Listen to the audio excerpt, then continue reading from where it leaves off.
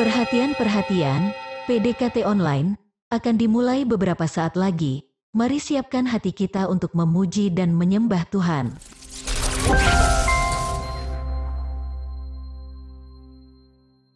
Shalom semua sobat ICN Ministry dimanapun berada. Puji Tuhan kita bisa bertemu kembali pada PDKT Online hari ini. Kita tahu kalau kita ada sebagaimana kita ada hari ini, itu semua karena kasih karunia Tuhan. Oleh sebab itu, sebelum mendengar firman Tuhan, mari saya ajak kita semua untuk bersyukur kepada Tuhan lewat pujian Yesus, Kau sungguh baik.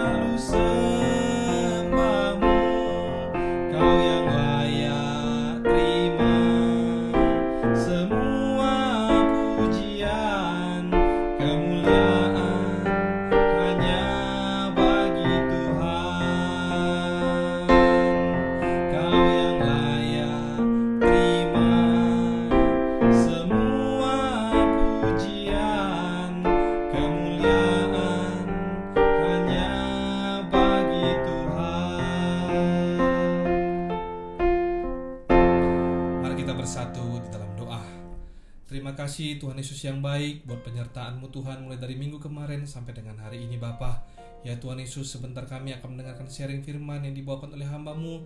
Biarlah setiap firman Tuhan yang disampaikan oleh hamba-Mu Tuhan boleh senantiasa memberkati hidup kami, agar hidup kami dari sehari ke sehari menjadi semakin serupa dengan karakter Kristus. Terima kasih ya Bapa, sembunyikan hamba di balik salib-Mu. Dalam nama Tuhan Yesus, mari sama-sama kita yang percaya dan berdoa katakan Amin. Hari ini, sharing firman yang saya bawakan mengambil judul Teruskanlah berbuat baik selagi ada kesempatan. Sharing kali ini bertujuan untuk mengingatkan kita semua agar senantiasa berbuat baik di tengah kondisi dunia yang hari-hari ini dipenuhi dengan penderitaan maupun juga kejahatan. Sekalipun mungkin berbuat baik itu tidaklah mudah untuk dilakukan di zaman ini, namun sebagai orang Kristen haruslah kita ingat bahwa Kristen itu bukanlah hanya sekedar menikmati kebaikan Tuhan saja atau sekedar menyandang status sebagai anak Tuhan saja, namun lebih daripada itu, menjadi orang Kristen harus berbuah atau hidup secara produktif untuk menyatakan kemuliaan Tuhan melalui perbuatan yang konkret. Dasar firman Tuhan pada sharing hari ini saya ambil dari Galatia 6 ayat 9-10 dikatakan demikian. Janganlah kita jemu-jemu berbuat baik, karena apabila sudah datang waktunya, kita akan menuai jika kita tidak menjadi lemah. Karena itu, selama masih ada kesempatan bagi kita, marilah kita berbuat baik kepada semua orang, tetapi terutama kepada kawan-kawan kita seiman. Nasihat ini diberikan Paulus saat kondisi jemaat di Galatia sedang berkonflik, di tengah bermunculnya ajaran-ajaran palsu, dan juga di saat perpecahan yang membuat mereka saling menggigit, saling menelan, bahkan sampai hampir saling membinasakan, seperti yang dikatakan dalam Galatia 5 atau perikop sebelumnya. Di tengah situasi yang demikian, tentu saja, godaan untuk menyerah berbuat baik sangatlah kuat. Di dalam hati jemaat kala itu mungkin sudah timbul kekesalan yang membuat mereka ingin berhenti untuk berbuat baik, karena mereka pikir buat apa terus berbuat baik, kalau ujungnya malah mendapatkan perlakuan atau diperlakukan dengan tidak baik. Saat itulah, lalu kemudian Paulus berusaha menghibur orang-orang percaya agar tetap bertahan, alias tidak jemu-jemu untuk menabur kebaikan. Paulus memahami dan mengerti bahwa di saat seseorang lelah ataupun lemah karena sesuatu, biasanya orang tersebut cenderung untuk lebih mudah menyerah dan sangat mungkin berhenti melanjutkan apa yang sebelumnya telah ia kerjakan. Kondisi demikian tentu saja bisa terjadi pada kita Atau mungkin juga sudah sering terjadi. Di awal-awal mungkin kita dengan penuh semangat untuk memulai sesuatu yang baik. Namun seiring berjalannya waktu, di saat tantangan datang bertubi-tubi dan banyak harapan yang kemudian tidak terpenuhi, belum lagi ditambah dengan kehadiran orang-orang yang mungkin dalam tanda kutip sulit alias tidak support, membuat kita kecewa ataupun jenuh karena melihat usaha yang tidak kunjung-kunjung membuahkan hasil. Mungkin di antara kita tidak sampai meninggalkan pekerjaan ataupun pelayanan kita, namun hati telah menjadi dingin dan semangat kita pun memudar. Secara peran, kita tetap menjalankannya, namun kali ini hanya sekedar sebagai rutinitas ataupun sekedar demi menyelesaikan tugas belaka. Jika hal tersebut sudah terjadi, maka ingatlah akan firman Tuhan yang Paulus sampaikan kepada jemaat Galatia kala itu, di mana nasihat Paulus yang diberikan itu tidak hanya berhenti pada mengingatkan kita, namun sekaligus juga memberitahu alasan mengapa kita harus terus-menerus alias tidak jemu-jemu untuk berbuat baik di tengah kondisi yang menurut cara pandang kita tidak pantas untuk menerima kebaikan. Sharing kali ini, saya rindu membagikan 3 poin yang bisa kita petik dari nasihat Paulus agar kita senantiasa dimampukan untuk tidak jemu-jemu berbuat baik. Poin pertama, teruskanlah berbuat baik sebab Tuhan telah terlebih dahulu melakukannya kepada kita. Berapa banyak dari kita yang percaya kalau hari ini kita ada sebagaimana kita ada, itu semua karena kebaikan Tuhan. Kita yang dahulu tidak layak karena dosa, menjadi dilayakkan oleh karena salib Kristus. Tentu itu semuanya karena kasih karunia, bukan? Oleh sebab itu, hendaklah kita juga harus hidup di dalam teladan Yesus untuk melakukan segala pekerjaan baik yang telah dipersiapkan Allah sebelumnya, seperti firman Tuhan dalam Efesus 2 ayat 10. Marilah kita menjadikan hidup setiap kita menjadi terang, yang terus bercahaya di dalam dunia yang gelap ini. Melalui apa? Tentu saja melalui perbuatan baik yang kita lakukan. Berbuat baik yang tidak semata-mata untuk kepentingan maupun kesenangan diri saja, namun juga didasari pada kepekaan terhadap kebutuhan orang-orang yang Tuhan tempatkan di sekitar kita. Perbuatan baik yang dilandasi kepekaan tentunya akan memberkati setiap orang, baik itu di sisi yang memberi maupun juga di sisi yang menerima. Nah, selanjutnya, perbuatan baik kepada sesama yang berlandaskan kasih Kristus dapat kita mulai dengan cara menuntun sesama kita kepada jalan yang benar dengan roh yang lemah lembut. Seperti yang tertulis dalam Galatia 6 ayat 1. Sampai nantinya mereka-mereka itu benar-benar menemukan dan juga ikut merasakan kasih Kristus di dalam hidup mereka. Sehingga ke depan nanti, bahkan seterusnya, hidup mereka senantiasa berjalan di dalam poros kehendak Allah. Perbuatan baik juga dapat kita lakukan dengan memberi pertolongan kepada mereka yang membutuhkan saat menanggung beban. Seperti yang teman-teman bisa baca nanti di Galatia 6 ayat 2. Kita yang adalah anggota tubuh Kristus harus rela untuk menolong orang lain, baik itu sesama kita yang seiman, maupun juga sesama kita yang tidak seiman. Karena kita diajarkan untuk mengasihi sesama sebagai wujud kasih kita kepada Allah. Poin selanjutnya atau poin kedua, bagaimana agar kita senantiasa dimampukan untuk selalu berbuat baik. Teruskanlah berbuat baik sebab ada janji Tuhan yang indah di dalamnya. Dalam Galatia 6 ayat 7-9 dikatakan, Paulus mengibaratkan berbuat baik sama halnya dengan menabur maupun menuai. Kita tahu kalau menabur dan menuai itu adalah dua kejadian atau tindakan yang berkaitan dengan waktu. Saat ini mungkin saja kebaikan yang kita tabur belum terlihat menghasilkan, atau dengan kata lain berprogres namun belum menghasilkan buah. Tetaplah percaya sebab bagi Tuhan segala perbuatan baik kita pasti diperhitungkan, bahkan untuk kebaikan yang kita anggap sepele sekalipun. Bersama dengan Tuhan bisa memberikan suatu dampak yang besar. Dan di saat inilah tentunya iman dibutuhkan. Jika kita terus bertahan menabur kebaikan, pada akhirnya dan selalu tepat pada waktunya, kita semua pasti akan menuai. Oleh sebab itu, janganlah kita cepat untuk menyerah, sekalipun perbuatan baik kita terlihat kecil ataupun dianggap remeh. Kita juga tidak perlu berkecil hati saat orang lain tidak menghargai kebaikan kita.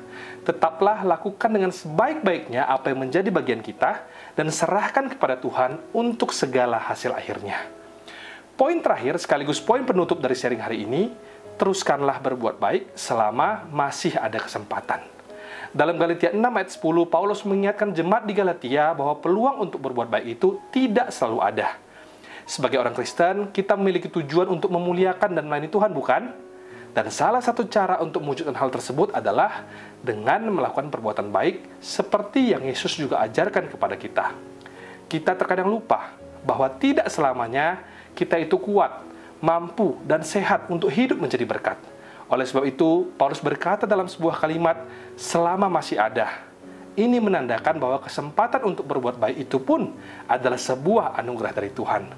Sangat menyedihkan apabila karena kerasnya hati seseorang membuat ia hanya sibuk atau peduli dengan dirinya sendiri saja.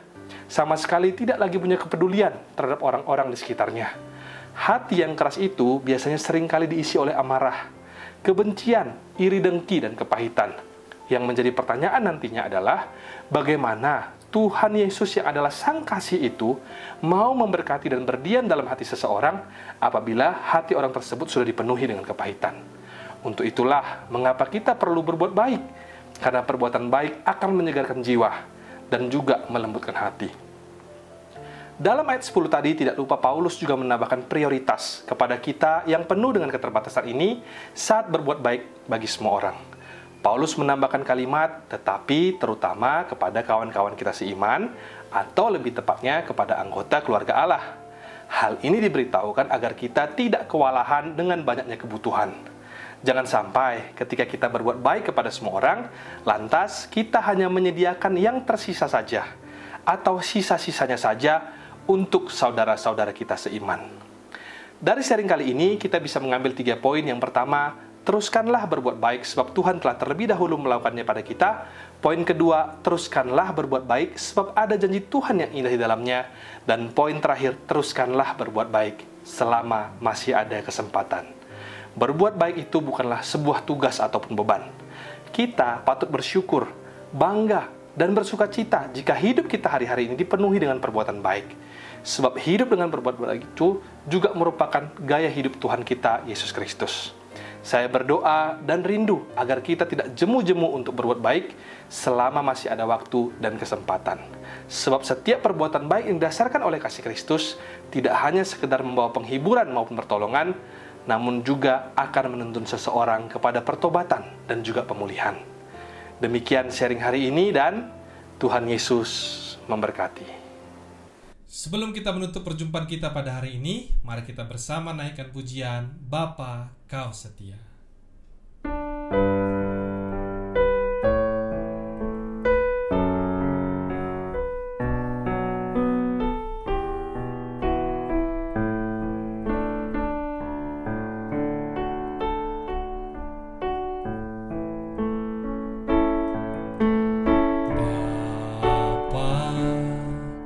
Kau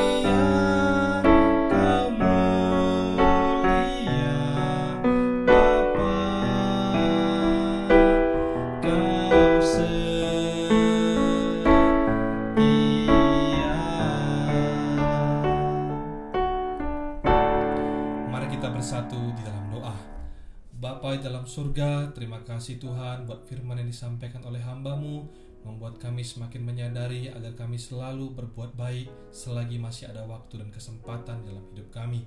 Ya Tuhan Yesus, kami mau berdoa juga buat saudara, kerabat maupun teman kami yang hari-hari ini berada dalam pergumulan. Biarlah kiranya Tuhan Yesus memberikan solusi kepada mereka atas pergumulan mereka tepat dan indah pada waktunya. Terima kasih ya Tuhan Yesus, sebentar kami mau angkat tangan kami bersama untuk menerima berkat daripada Tuhan. Terimalah kiranya berkat dari Allah Bapa, cinta kasih Tuhan Yesus Kristus, penyertaan Allah Roh Kudus akan menyertai hidupmu mulai hari ini, bahkan sampai kali yang kedua Tuhan Yesus datang menjemput kita, namamu tercatat di dalam kitab kehidupan. Di dalam nama Tuhan Yesus yang percaya dan diberkati, katakan bersama, amin, amin, amin. Tuhan Yesus memberkati, shalom dan sampai jumpa.